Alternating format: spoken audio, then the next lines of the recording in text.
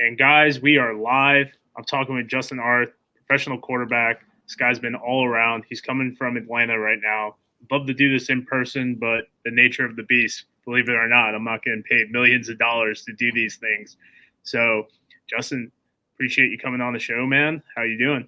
I'm good, and hey, thanks for having me. I mean, hate we couldn't make the in-person in Atlanta thing work, but I was out in Texas doing some things, and as soon as I get back to Atlanta, I know you got stuff going on too. So we'll make it work for a second interview.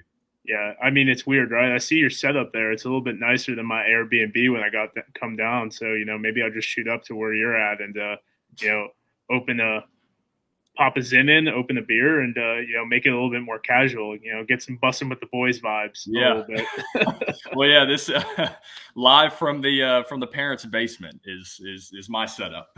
I mean, right now I'm in my office, so it's nothing too crazy. So coming from Texas, man, what you got going on there?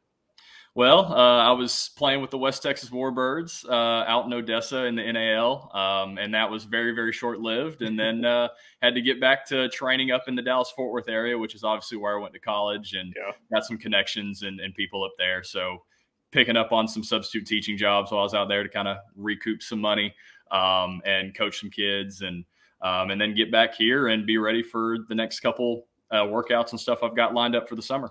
The glorious life of a NFL, USFL, XFL free agent always leads to the road of substitute teaching. There was a quarterback from the Miami Dolphins who did that too. His name was Cleo Lemon. So you're aligned on that pathway, which is always a good thing. Yeah, now, I mean, the one thing I will say about substitute teaching and why it's probably so prominent though is solely just it gives you options. Like you pick and choose what days you work. Yet it doesn't get paid enough for the crap we deal with, but no, I mean, it pays the bills sort of and helps you kind of pursue the dream longer. And I mean, I can pick and choose tomorrow if I want to work tomorrow for $120. And then let's just say the Seattle Seahawks come calling or the XFL, the USFL comes calling. I can just say, hey, can't come in today. And it's not like a 9 to 5 that would pay more. And I've got the degrees for, but gives you more flexibility. Well, at this point too, you're 24 going on 25 in a couple weeks and whatnot. I mean, you're in a very unique position, but maybe not as unique as we think. And I think the USFL and XFL has shined a light on guys like you who are like doing all these different things to keep the dream alive, and so many of these guys came from the IFL, the CIF, the NAL, LMNOP, FL, whatever you want to call it, But I mean, Justin, it's the grind that I don't think enough people really know. Like you might get a 10-second thing on ESPN from a defensive tackle, but not really hearing about it is kind of a tragedy, I think, for the marketing aspect of a lot of these leagues, especially coming from Arena League, Mm-hmm. So, I mean, yeah. No, I mean, and I will say going through the XFL draft process and all that last year really kind of spoke high volumes of the XFL at least attempting to do it. And then once we got down to the business aspect of it, it's like, okay, I understand you have your TV show, but that's kind of all they had at that point. And it went back to business as usual. How do we sell a product? But no, I mean, it's a daily grind to get up and do all this. I mean, as soon as I get off the interview here, I'll take the polo off. And go put some shorts and a shirt on and go to the gym and work out and go throw with some receivers if the weather in Atlanta maybe stops raining as much as it has. But no, it's definitely a grind. You get up early, go do what you got to do to watch film, then go substitute teach or coach or whatever you got on the schedule for the day to make some money and bring some bread in.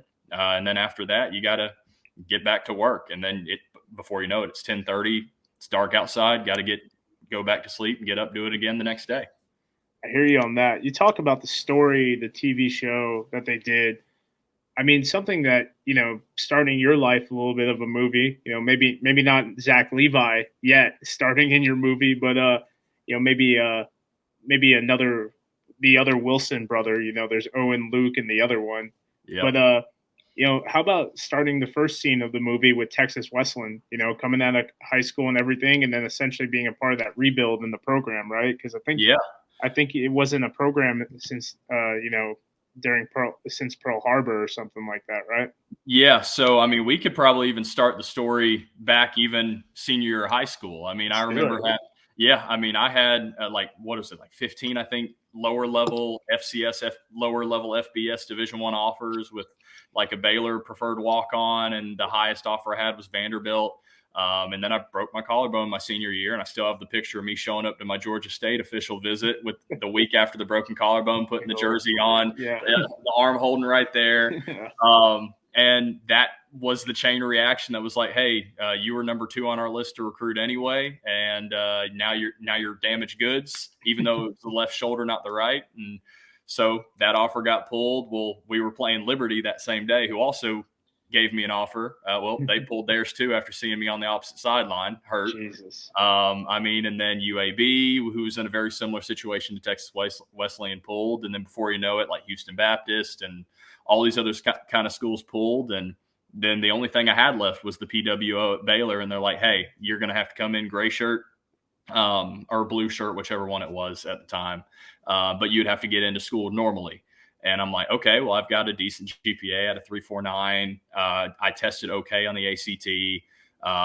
And funny enough, GPA was good enough to get in, made a 25 in the ACT, but to get in as a regular student at Baylor, I didn't realize how hard it was. And you needed a minimum 26. So the only rejection letter I ever got was Baylor, and there went that chance to be a PWO at Baylor.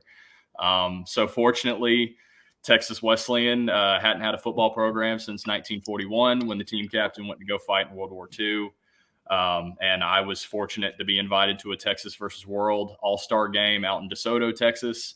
And they handed me their card, and the rest is history. And so ended up going to Texas Wesleyan, and tough battle even at Wesleyan too, from starting some games early on in my career with a terrible offense that only averaged 8 points a game because of the play caller that we had at the time, just being an offensive line coach and not even knowing how to coach offense at the time, to getting a true air raid guy from TCU in, and a Division I transfer that benched me without even getting a chance to fight for it, and had to go down to scout team and earn my keep there, and then got a chance towards the end to get some more game time. And and then COVID kind of cut the end of cut my career short in terms of a college career, and forced me to go into what I was hoping would be outdoor ball, but straight to indoor ball for now 3 seasons. It's definitely got the makings of a little bit of a Hollywood script. That 2020 season, that COVID season, has just decimated, I felt like, so many careers. Coming from the Texas Wesleyan, the unknown, back from the dead type of organization, and no fault of your own, but to continue that grind as far as, the interest still being there and everything, just says more to your character and so many others who have been in that process and whatnot.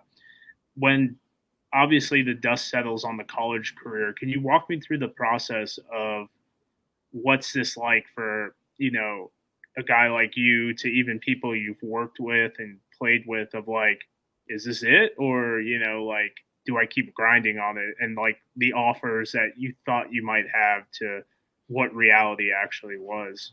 Yeah. So I've kind of been able, like you said, when the dust settled, I've kind of been able to look through now a lens of being paired with Tom House, which I would have never thought in the world that I would now be like close friends and mentored by Tom House of all people. And kind of seeing it through his eyes now, and then even seeing it through other kids, I started to kind of see that I truly, even though I didn't know how to phrase it at the time, I fell in love with the process.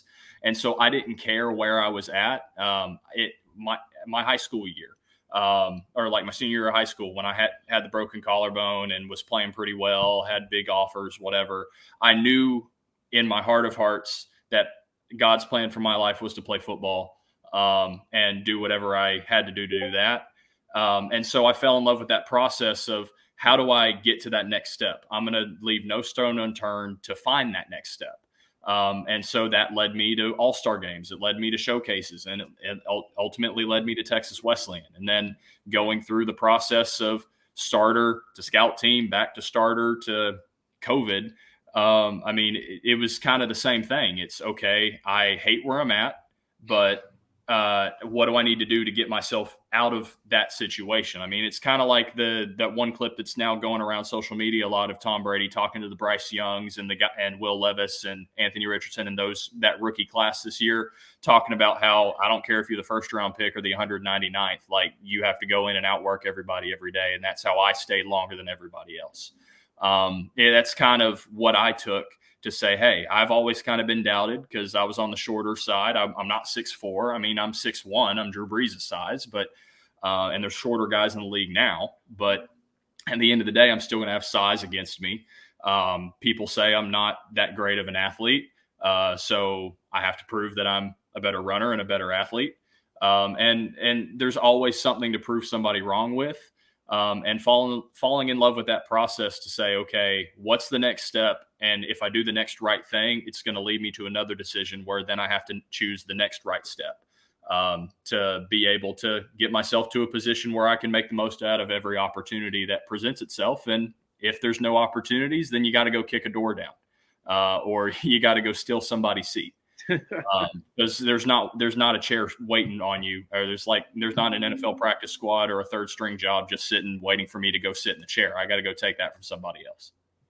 It's definitely that journey that I don't think a lot of collegiate athletes realize, and it's not unique to the division you're at, because how many guys played at UGA and had pretty decent careers, and you don't really hear much about them after that. Did Texas Wesleyan, being that they were a new program, not help? Like, how's that like a transitionary period for not just you, but anyone interested in playing at a different level? Because obviously there's that big delay from World War II to now. And even though you have, a guy coming from TCU, they do things different at TCU than they do at TWU. So like, exactly, what was the process of like that post transition from the seniors and whatnot to go play in the NFL, Canada, USFL, XFL, or arena? Yeah. So, I mean, I know when Coach Prudhomme came to set up the program, a lot of it was like, hey, we're going to create these mentor programs to have guys come in and help you teach careers, because no one's ever going to come out of NAIA to play in the NFL. And that was his mindset. And overall, that's still his mindset. Yeah. And there's nothing wrong with that, because it's NAIA football. The odds are stacked against you. There's very few that have even made it from my division to play in the NFL, let alone be a Hall of Famer. And so that's kind of the mindset of the program. But what they're going to do, especially through like adding in bigger social media, like social media graphics and videos and a graphics team and things like that. They're helping, especially the classes after me, create and compile more film and more hype type videos to help them move on. And so in a way, it's kind of been the trailblazing path of me and Donovan Isom, the two quarterbacks that have kind of come before this next kind of wave of guys to kind of blaze a path and put Texas Wesleyan on a map and say, hey, like, you can come from this school and you can play professional, whether that be arena or overseas like Donovan is, or hopefully for both of us at some point, USFL, XFL, NFL, CFL, whatever. But a lot of that was, again, similar to whenever I left high school, I was going to do whatever I was going to do to play college football. So once I left Texas Wesleyan and knew that my career ended short,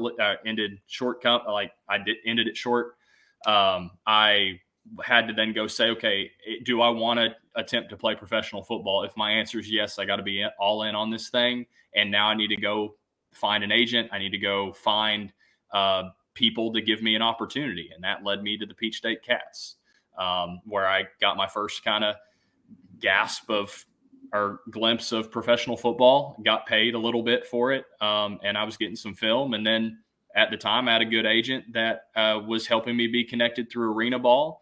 And then I had some good people like Sam Shady and others to interview me and get my name out there. And then that kind of started a ball rolling after a good season with the Peach State Cats.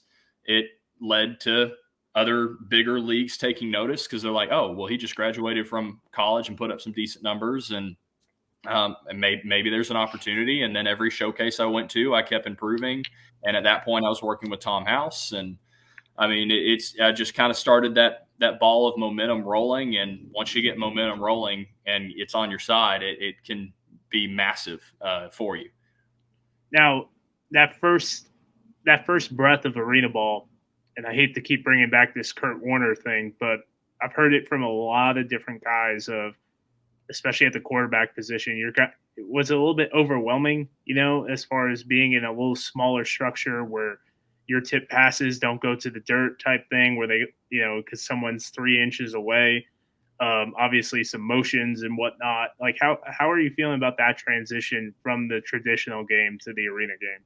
Yeah, I mean, that first season was very, very tough, but the thing that did kind of help me out was they were playing the old arena football rules that Kurt Warner played with, where it was the one guy in motion, as opposed to then later that next year I was in Tucson with the 2 motion. But everything's just so much quicker, even when you don't have the athletes that the IFL has, like that I saw when I was in Tucson and all that. I mean, the game just happens so much faster because it's so much more compact.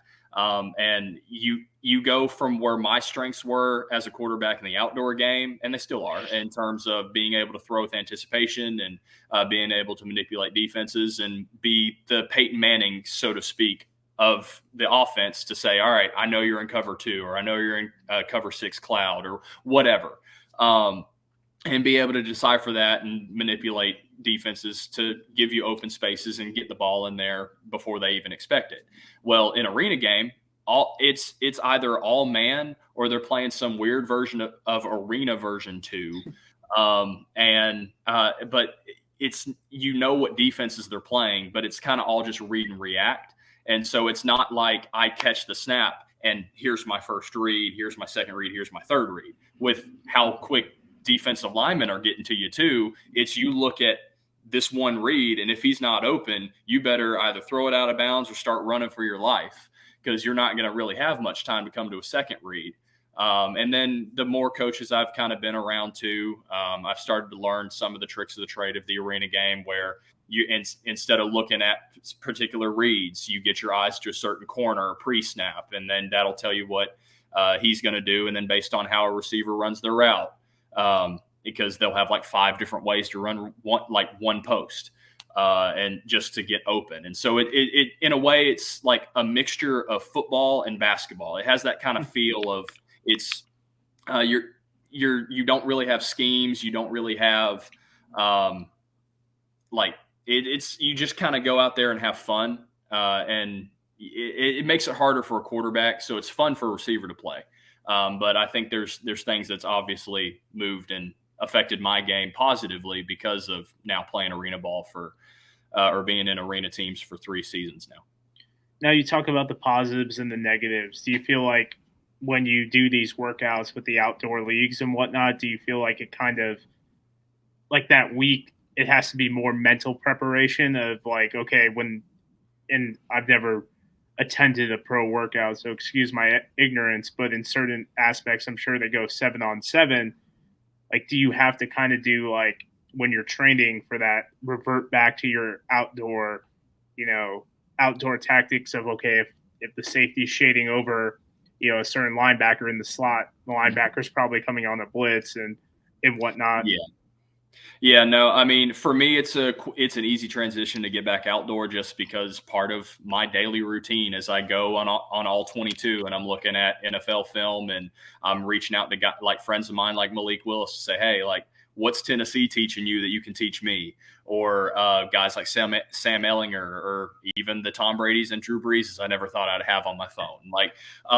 And so it's, I mean, having those resources and guys like that, or even Cam Cameron, for example, it's like having those kind of guys to kind of throw some stuff off of and be like, hey, like teach me what you were doing at LSU, or what you're doing with the Titans, or what you guys are doing, and just trying to be a sponge and bring it all in.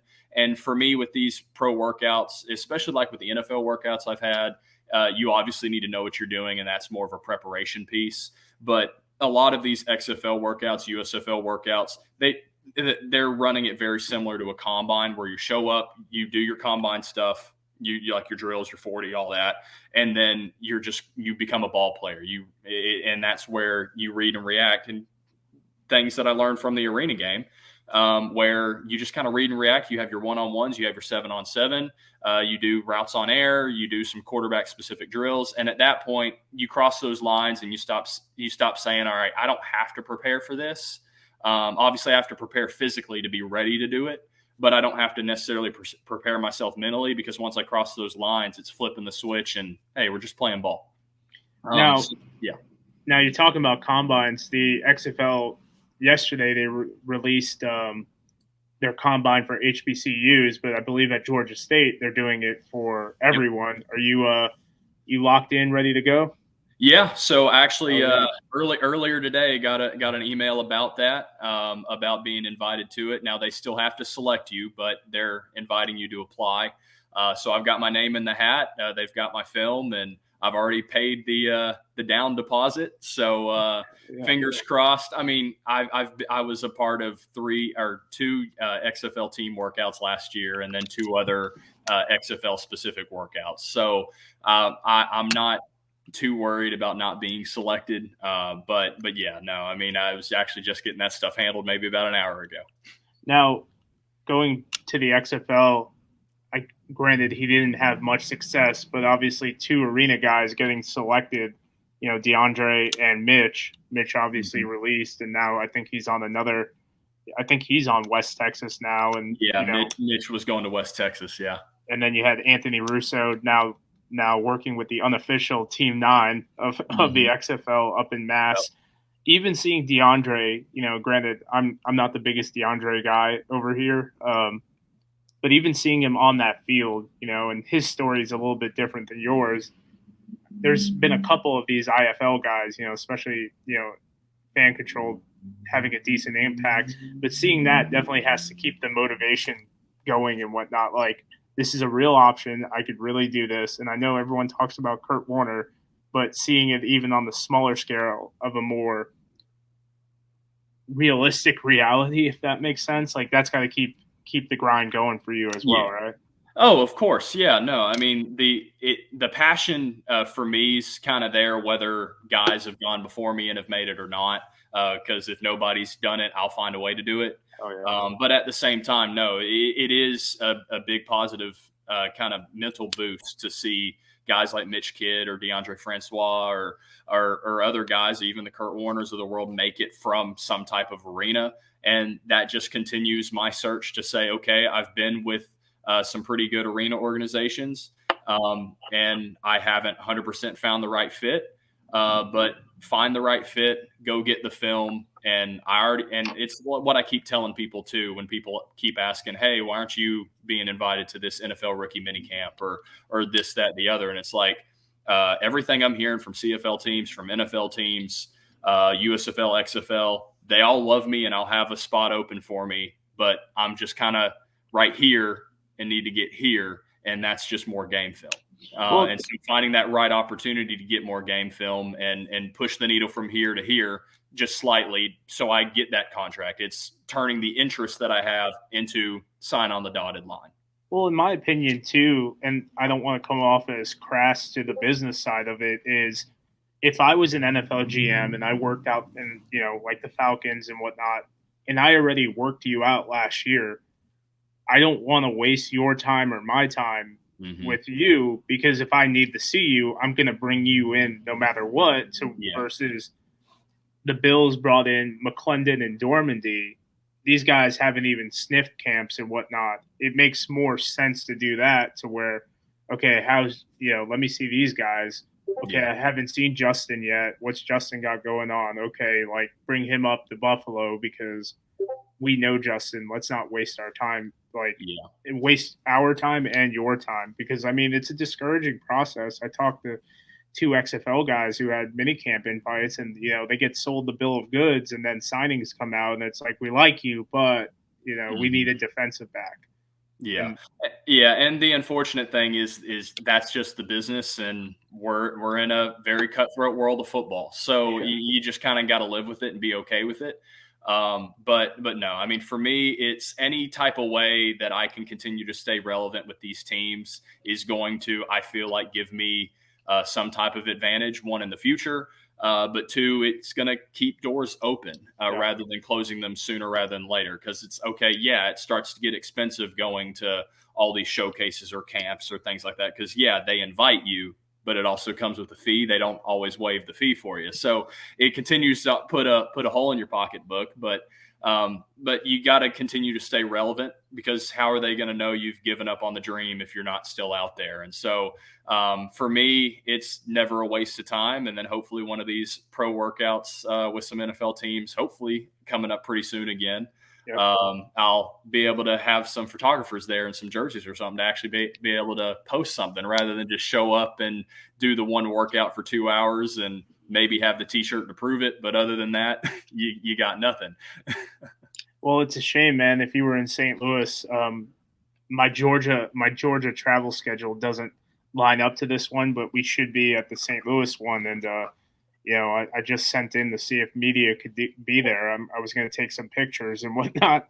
Yeah. With the expensive camera, that would be the goal. Yeah. I think seeing this, like, now, you're doing the workouts, the showcases and whatnot, working with Tom House. Are you throwing to NFL receivers and whatnot, or like local guys? And how? Yeah. Because you see Ryan Willis, he throws to Odell. I mean, I've seen kind of an FCF meme at this point. Jay Stewart, he's throwing with some USFL guys in Atlanta. Is that something you're also working with as well?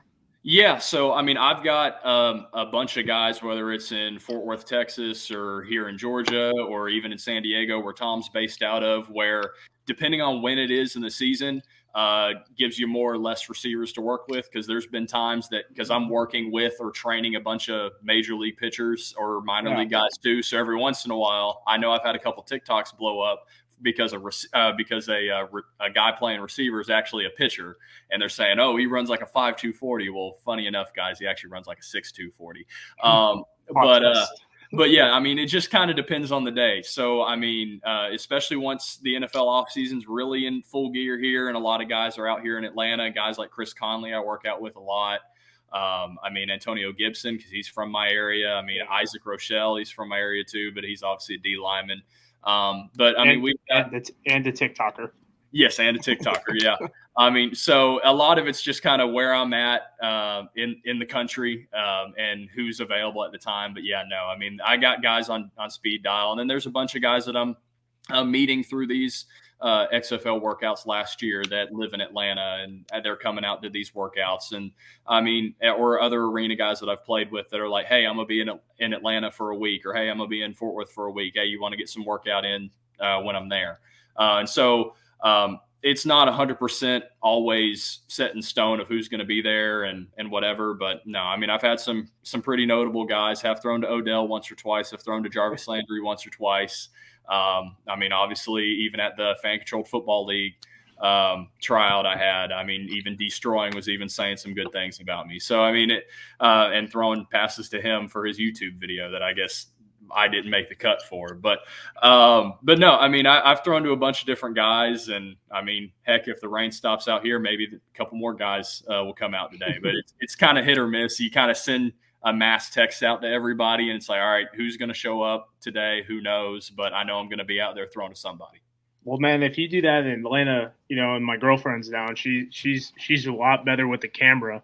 I'd love to help out, and just kind of get that, that content out there for you. Cause obviously, everyone eats, right, on this type of stuff. It's crazy in these communities. Like, the camera guy eats, the athletes eat, everyone's trying to get to the next level, that next tier of notoriety. Now, of course.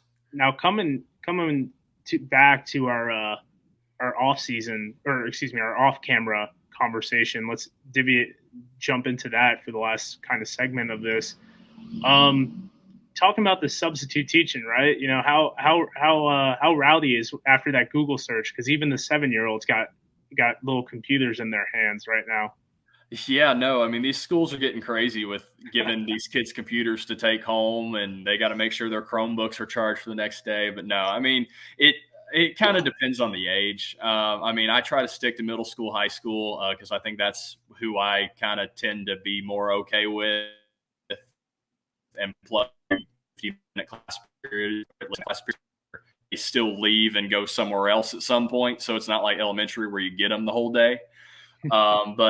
But no, I mean, with some middle schoolers, they're obviously going to be more goo over you when they'll Google search you, because then they're going to automatically think you're famous and you have a blue check mark on Twitter and you're making millions of dollars and this, that, the other. So I can kind of be the talk of the school. And I mean, even sometimes teachers will ask for an autograph just to save for if I blow up, when I kind of tell them the story behind the classroom kind of thing. But no, kids go crazy, especially at middle school. And then when I do a bunch of high school, like I was doing a high school today, I mean, I've been to this high school multiple times, so a lot of the kids know me, and they're more like, "Hey, what's up, Mr. Arth? How you doing? Give me a fist bump, whatever." But when I'm first there and they kind of do a Google search, or they ask what I do other than substitute teaching or whatever, and I kind of unveil a little bit to them, they're like, "Oh man, that's cool." And they kind of take more of the approach of, some of them still ask for an autograph, and which is fine, obviously, but then some take it a step further, especially the athletes do, of like, "Hey, like I'm a junior in high school. How do I get to play my sport in college? Or how do I reach out to this coach because I really want to play for this school?" And I kind of take more of a mentorship role with them, because like, yeah, I'm there to give you a science assignment or a social studies assignment or whatever I'm doing for that day. But the way I just kind of live life in general, whether it's what I do on a football field, whether I do as a coach, or even now as a substitute teacher, is like, I want to help somebody be better than even I am. And so I'll give them advice of like, "Hey, if you want to reach out to this program, here's the emails that you need to do, and here's the steps that you need to take. Don't necessarily be so infatuated in going to their camp that 700 other kids are going to be at. Do other things of, if you're free on a weekend in the middle of, let's just say April, you show up to the football facility and say, 'Hey, coach, I just wanted to hand deliver this letter to you and say, hey, I'm really interested in going to your program.'" As opposed to just sending an email to them, and different things to go about, like how even the professional journey's been for me, and just other things that I've learned via Tom House, or that I've learned elsewhere, about dieting and nutrition and biomechanics of throwing a football or baseball or anything like that. I mean, anything that just kind of comes up in conversation or things that they want to ask is fair game, and I try to help them out as much as I can. You get the coaches ever picking your brain a little bit? Yeah, I've had a couple coaches try to pick my brain, but they're not necessarily trying to pick my brain to necessarily pick my brain. They're trying to pick my brain to say, "Hey, if you're available in the fall, we'd love to have you on the coaching staff." So there's been some opportunities I've turned down just to be available in the fall. But if there would be a little more,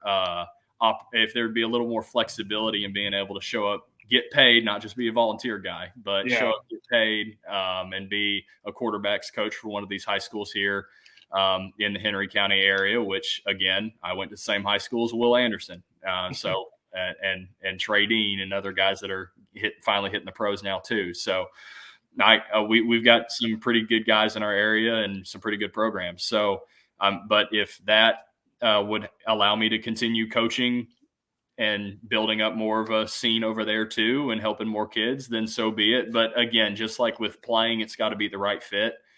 Because at the end of the day, I want to play for another 20 years and I want to put a gold jacket on. Like, that's my goal.